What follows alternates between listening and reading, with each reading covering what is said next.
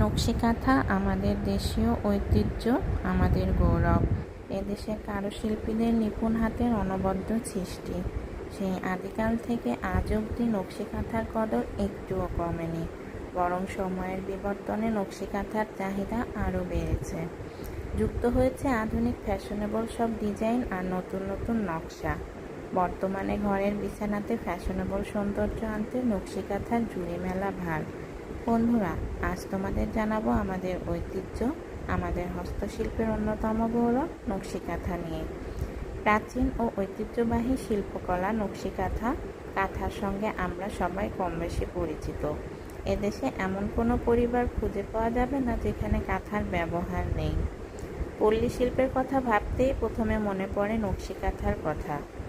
যুগ যুগ ধরে বাংলার গ্রামের নিভৃতে তৈরি হচ্ছে এই নকশি কাঁথা। বাংলাদেশের প্রাচীন ও ঐতিহ্যবাহী শিল্পকলার মধ্যে নকশি কাঁথার স্থান রয়েছে অনেক উঁচুতে।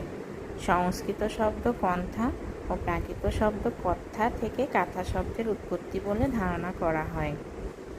কাঁথা শব্দের আবিধানিক অর্থ জীর্ণ বস্ত্রে প্রস্তুত শোয়ার সময়ে গায়ে দেয়ার মোটা শীতবস্ত্র বিশেষ।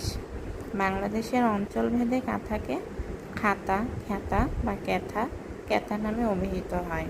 রংপুর অঞ্চলে কাঁথাকে দাগলা, ঠাকুরগাঁও ও দিনাজপুর অঞ্চলে গুদুরি বলা হয়।